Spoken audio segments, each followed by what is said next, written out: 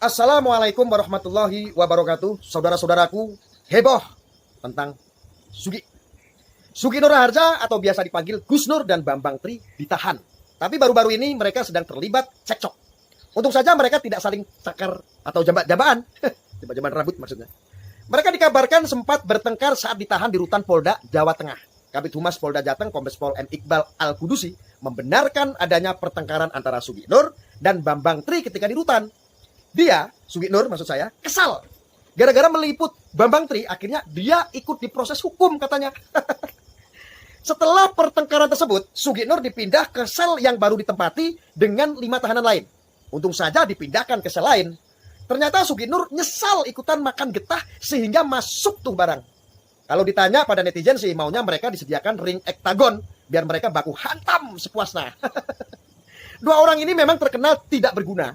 Hanya bikin semak dan suka menyerang pemerintah seenak jidat. Syukurin aja deh, mereka berdua gol.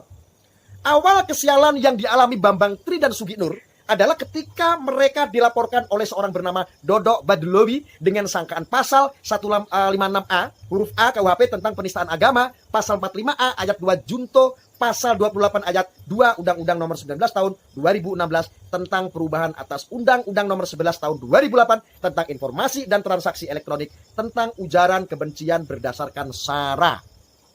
Akhirnya Bambang Tri ditangkap terkait narasumber, pembicara, pengelola, pemilik, pengguna, dan atau yang menguasai akun YouTube Gus Nur 13 official tentang ujaran kebencian berdasarkan SARA atau penistaan agama. Dia ditangkap karena kasus lain, tapi ada yang memelintir dengan mengatakan dia ditangkap karena mempermasalahkan ijazah Jokowi. Dia sempat mengajukan gugatan terkait keaslian ijazah Jokowi ke Pengadilan Negeri Jakarta Pusat pada Oktober lalu. Orang tak jelas ini sebelumnya juga pernah ditahan penyidik Bareskrim Polri pada Desember 2016 yang lalu terkait buku Jokowi Undercover yang diduga hanya berisi dugaan saja. Seperti kata pepatah, orang bobrok akan selalu berkumpul dengan orang bobrok lainnya. Kalau Sugi Nur nyesal karena Bambang Tri menjerumuskannya, siapa suruh kepo dan meliput Bambang Tri sang pengangguran alias mantan wartawan bodrek gadungan. Ini sebenarnya salah Sugi Nur sendiri. Ngapain sih deket-deket sama Bambang Tri? Karena dia bangga ada orang yang berani menantang Jokowi. Bahkan berani menggugat keaslian ijazah Jokowi. Mindset orang-orang seperti Sugi Nur sangat gampang ditebak. Karena saking bencinya ketika ada orang yang sejalan, sikat, dirangkul. Ada orang yang berani melawan Jokowi, pasti akan dipuji dan dimuliakan. Makanya dia mau dekati Bambang Tri supaya bisa di-endorse ke kelompoknya sendiri. Dia mau kehebatan Bambang Tri tersebar dan bergaung sampai ke seluruh Indonesia. Maklum saja, kelakuan mereka mudah ditebak. Ada isu yang bisa memojokkan Jokowi, orang-orang seperti Sugi Nur pasti muncul dengan cepat. Tujuannya apa sih? Biar dapat panggung. Biar kelompok-kelompok yang kontra dengan Jokowi bisa memanggil untuk pengajian.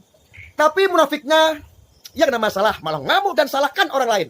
Lucu aja sih orang kayak Bambang Tri diliput dan dijadiin konten. Orang tak jelas dijadiin konten dan narasumbernya adalah rumus mengundang masalah. Salah sendiri tidak teliti dulu kontennya seperti apa dan gimana dampaknya. Main langsung sambar kemana-mana. Setelah kena masalah baru saling menyalahkan. Sudah tahu Bambang Tri berulang kali bikin ulang. Tak mungkin Sugi Nur tak tahu.